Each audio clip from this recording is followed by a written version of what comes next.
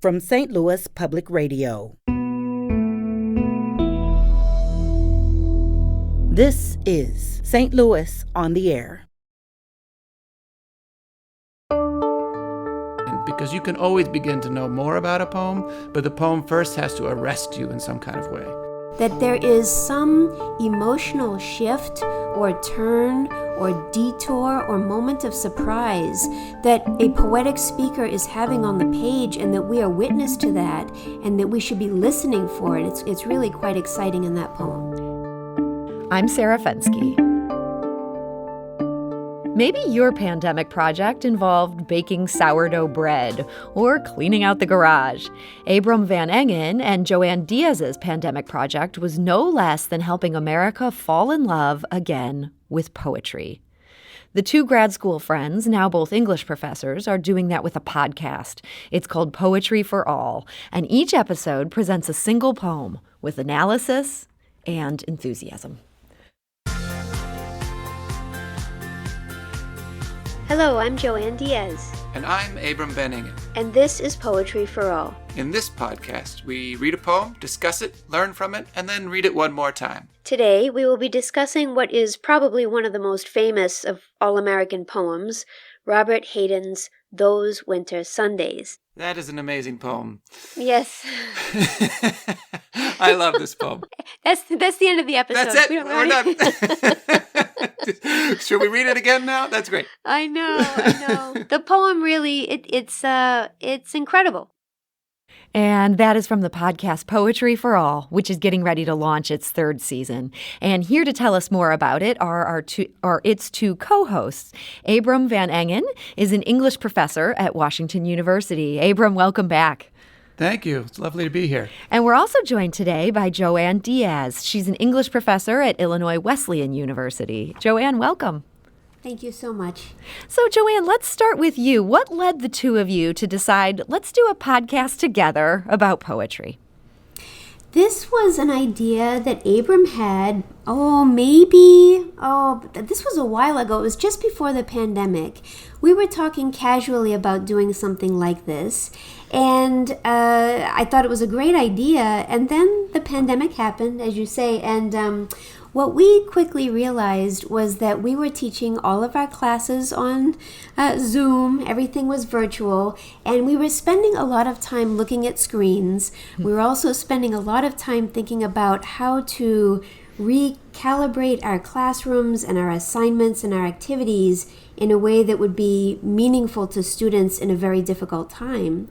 And so that was something that in part informed the way that we thought about the format for the podcast. So each episode is very brief, usually 15 to 20 minutes, just long enough so that if you wanted to assign one of these for a homework assignment, you could.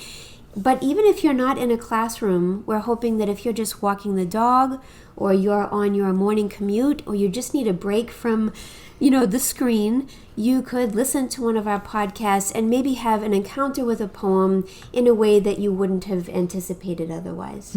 So, Abram, this is titled Poetry for All.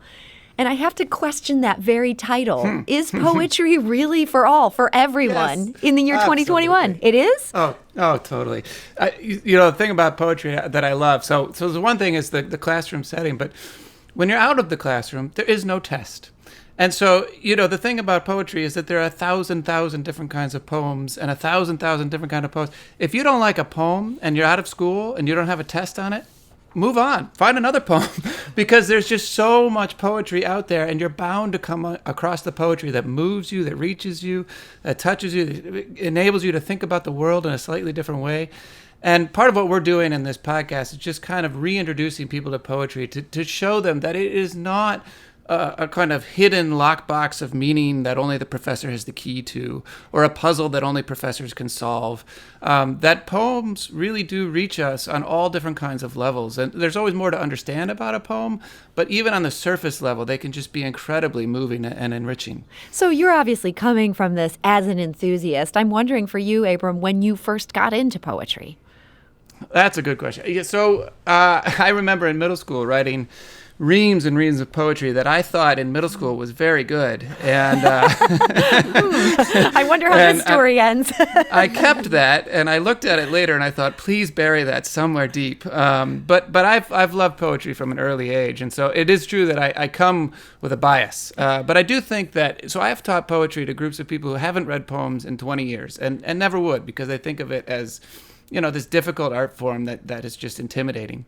And then we read really simple poems and we get into them, or even difficult poems that just sound amazing. And they start to see that poetry really is for everyone, that poems are there for us to meet and to have an experience through them and with them. Joanne, I'm curious about your story. Were you also an enthusiast back in middle school? Oh, that's a good question. I don't know. And I do, when I look back on my experiences with poetry, I know that I was interested in it and I wanted it to be a part of my life.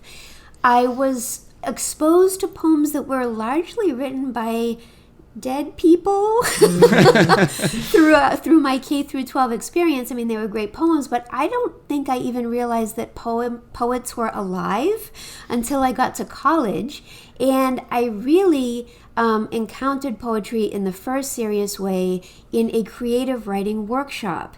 So I kind of came at the study of poetry through the writing of it. And so the first contemporary poets that I ever read were in a poetry workshop with Marie Howe, who is a wonderful contemporary poet in her own right. And we were reading unrhymed verse, and we were going to poetry readings. And at the time, this was the early 90s, my first poetry readings were Philip Levine and Adrienne Rich at Harvard University. And I thought, oh my goodness, this is what's happening. It got me really excited. So that was the beginning of my serious engagement with it. Well, at the very beginning of this conversation, we heard an excerpt from your podcast episode about Robert Hayden's Those Winter Sundays. And as you say, Joanne, this is maybe one of the most famous of all American poems. I'm going to play for everybody here that poem itself. This is as Abram reads it on your podcast. Those Winter Sundays. Sundays, too, my father got up early and put his clothes on in the blue-black cold. Then, with cracked hands that ached from labor in the weekday weather, made banked fires blaze. No one ever thanked him. I'd wake and hear the cold splintering, breaking. When the rooms were warm, he'd call, and slowly I would rise and dress, fearing the chronic angers of that house, speaking indifferently to him who had driven out the cold and polished my good shoes as well. What did I know? What did I know of love's austere and lonely offices? And that is Those Winter Sundays by Robert Hayden, read by Abram Van Engen on the podcast Poetry for All, which he co-hosts with Joanne Diaz. They're both my guests today. And I want to play for everyone now a short excerpt. This is from the podcast Poetry for All. This is from your discussion of the poem on the podcast. And the one other thread that just structurally holds this poem together is to think about how the one word cold is the only word repeated in each of the three stanzas. So in the beginning, in the first stanzas, we're in the blue-black cold. In the second, we hear the cold splintering. And in the third, the father has driven out the cold. And so there's actually a narrative element to what's happening to that coldness throughout this poem. And it's the only word that's repeated from stanza to stanza. The interesting thing about the repetition, though, is that the father might have been able to successfully drive out the climate-related cold, but he wasn't successful at driving out the coldness in the relationships, Yes. right? Yeah. I mean, part of the reason that this is such a belated utterance of gratitude is because there are chronic angers in that house. That's one of the most famous ways of Yeah. that Jesus, chronic angers. I remember reading that decades ago and thinking, wow, that is, I know exactly what that is. That is so powerful and so familiar. And that is from the podcast Poetry for All. We heard Joanne Diaz and Abram Van Engen talking about this poem, Those Winter Sundays. Joanne, I can hear your enthusiasm for this poem as you talk about it. Is it fair to say this is a particular favorite? Oh, yes, absolutely. As I said earlier, this was one of the first poems by a modern American poet that I had ever read. And I remember it felt as clear as a bell to me, right? And Robert Hayden's voice in general, I feel that way about him. He's incredibly sophisticated. All of his poetry is so nuanced and complex. But that poem, the first time you hear it or see it on the page, it has such a striking effect, and he knew exactly what he was doing when he wrote that final question of the poem that's unanswerable, but is also this moment of insight and realization. And I think the reason it's so powerful is because it feels dramatic. And I think too often when we read a poem on the screen or on the page, we forget that it is a dramatic utterance, that there is some emotional shift or turn or detour or moment of surprise that a poetic speaker is having on the page, and that we are witness to that, and that we should be listening for it. It's really quite exciting in that poem. Abram, has talking to Joanne about this poem and doing these podcast episodes in general, does this give you new appreciation for a type of poetry that my understanding is this isn't necessarily your favorite type of poetry? Well, I do love this poem, but it's true that we come at poetry as slightly different. I have learned so much from Joanne. She is just, she's the true poetry expert, and has her own books of poetry as well. But it's true. I tend to love the older stuff. I'm an early Americanist. I love the more formal stuff.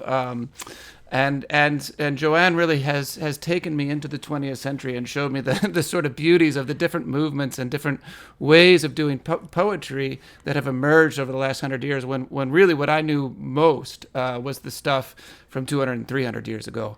And so actually it works out pretty well on the podcast, because I'm always asking Joanne to come back with me. And she's always saying, no, let's do something up here, something from the last 10 years. And Joanne, does this work? Abram spoke about how he has new appreciation for these more modern poems. Have you cultivated more appreciation for the older, more formal poetry? Joanne, do I get you to love Hopkins? Come on, tell me. Yes, we are better friends now. Hopkins and I are cordial now. No, absolutely. There have been several instances of this where, whether it's an early American poem by Phyllis Wheatley or Anne Bradstreet, or maybe a poem from the 19th century written by Gerard Manley Hopkins, these are poems that I have read before, and I liked them, but I had never read them closely. And I think this goes back to Abram's point that he made earlier, where, if you're not in school and you're not being tested on a poem, if you don't love a poem, you can just go on to the next poem. I do that all the time. There are so many poems that when I read them a first time or even a second time, I don't always immediately access the emotional levels of the poem. And that's where I really believe in this podcast, that conversation about poems can energize them and can surprise readers in interesting ways. I know that I have been regularly surprised by some of the insights that Abram has had about these poems, and I enjoyed that a lot. So we want to expand this conversation beyond the two of you. We also asked our listeners, what's a poem that they return to again and again? And we heard from some on social media. We also got some voicemails. I'm going to play one of those voicemails now. This is from Nathaniel. He says his favorite is Antigonish. It's an 1899 poem by the American educator and poet William Hughes Mearns. It's also known as The Little Man Who Wasn't There. It's about a man who was on the stairs, but who wasn't there. It said, "Yesterday upon the stair, I met a man who wasn't there. He wasn't there again today. Oh, how I wish he'd go away. When I came home last night at 3, the man was waiting there for me. But when I looked all around the hall, I couldn't see him there at all." And it goes on. It's a very haunting poem. And that is from Nathaniel. Speaking of haunting poems, we also heard from our listener, Ralph. I believe the most famous romantic poem ever written was by Edgar Allan Poe. It was his last poem where he lost his true love, and he died before it was published, but considered one of the best of his day and maybe of the present. And that is Ralph paying homage to Annabel Lee. That's the last complete poem composed by Edgar Allan Poe. And Annabel Lee is such a classic. It's one of those poems that I think hooks you even when you're in middle school. You can see the greatness in this. Abram, are you also trying to help people look at old classics like that to see them through new eyes? Yeah, I mean, so, Annabel Lee works that way because the music of the poem just draws you into it. And that's part of the way. When I introduce poetry to folks who again, haven't read it in a long time, I often start with Gerard Manley Hopkins, in part because his sonnets are so hard to get the sense of them, but they sound amazing. So if you hear just the first 4 lines of this sonnet, for example, as kingfishers catch fire, dragonflies draw flame, as tumbled over rim and roundy wells stones ring, like each tucked string tells, each hung bell's bow swung finds tongue to fling out broad its name. And if you read those 4 lines, you think, I said, what now? And at the same time, you think, but what does that say? Because that sounds kind of amazing. And he goes on from there to explain exactly what he's doing there. But I often start with Hopkins for that reason, to say, whatever the poem does that causes you to sit up just a little bit, to pause just a little bit, to take a break for just a little bit, to want to know more, that's a poem that has achieved its end, because you can always begin to know more about a poem, but the poem first has to arrest you in some kind of way. So another great poem that I feel like it had a little bit of a social media resurgence during this pandemic is the famous poem, This Is Just to Say, by William Carlos Williams. This is very different than Hopkins. Joanne, I've always been curious about this poem because I love this poem. I don't know why I love this poem. I don't know why this poem works. Can you give us the short version of that very complicated question? Yeah, may I read the poem? That would be terrific. It's so short, as you say. So this is by William Carlos Williams. This is just to say, I have eaten the plums that were in the icebox, and which you were probably saving for breakfast. Forgive me. They were delicious, so sweet, and so cold. That's it, right? Now, so I have taught this poem many times in sort of my Intro to Literary Studies class, and when I teach the poem, I sort of contextualize it, and I remind students that William Carlos Williams was trying to create poetry in a distinct American idiom, and he was really interested in the materials around him, right? And so this feels like just a note that you might scrawl on a little piece of paper as you're leaving the house after you've eaten the plums, and it infuriates my students because they think there's no art here, there's no artifice, there's no craft. I mean, this just feels like a found note. How can this be a poem? But the longer you spend time, and of course, that's part of why people love to parody the poem. Mm-hmm. And people are always parodying this poem on Twitter. People have reworked it so that you can read it to the tune of Mr. Brightside by the Killers, or I Want It That Way by the Backstreet Boys, or Lou Bega's Mambo Number 5, a little bit of cold plums in my life. It goes like...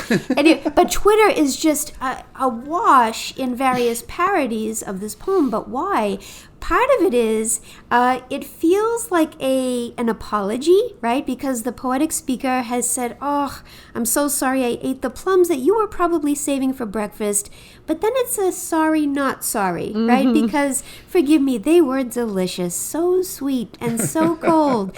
But also, and as Abram has said already, the longer you spend with a seemingly simple little poem like this, the more you notice how brilliant it is, because little things like that icebox, when I ask my students what is an icebox, they don't really know, and they don't remember that an icebox required an iceman to bring a giant, heavy block of ice into a person's icebox every day in the summer, and that these plums are perishable and fragile and precious and seasonal, and that reading the poem in that context can be very powerful, but it also is probably why people love to play with it, because during a pandemic, for example, if going to the grocery store, especially in those early months, was really fraught, you better hang on to those plums, right?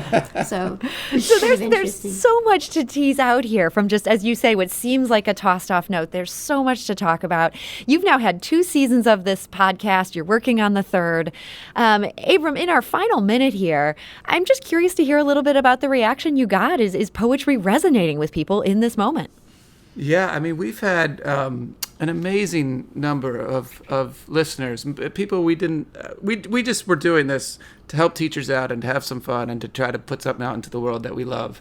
And we started getting emails from all across the country. We have listeners in several different countries. I mean, it's just crazy when this takes off. And I think poetry is really in a rising right now rapidly. I mean, there are so many more readers and writers of poetry than there ever used to be. And when Amanda Gorman did her inauguration, people realize that poetry is something that resonates on very special occasions, but also on very ordinary occasions. And people find themselves returning to poetry even when they thought they didn't like it. They look for it, even though they thought maybe that wasn't for them. And I think like Amanda Gorman's performance was one of those moments where everyone realized poetry is something we need in our lives. It's something we need, and as you guys say, it is for all. So I want to encourage people, check out this podcast. Maybe it will help you find the poem that really speaks to your soul. Abram Van Engen, English professor at Washington University, thank you for joining us today. Thank you. And Joanne Diaz, English professor at Illinois Wesleyan University, thank you. Thank you.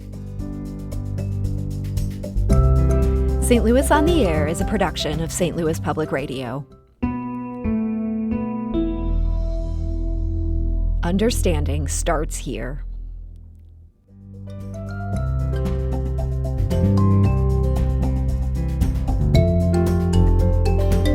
Do you find yourself regularly listening to episodes of St. Louis on the Air?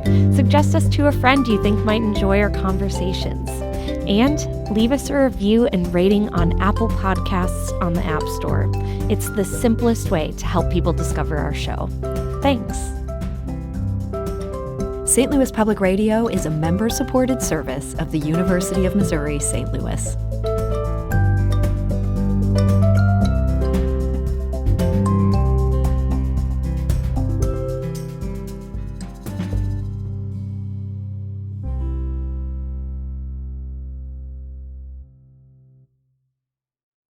Support comes from the Missouri Forest Products Association, providing more than 41,000 jobs in the production of wood pallets, railroad ties, white oak barrels, hardwood floors, and more. Details at choosewood.com.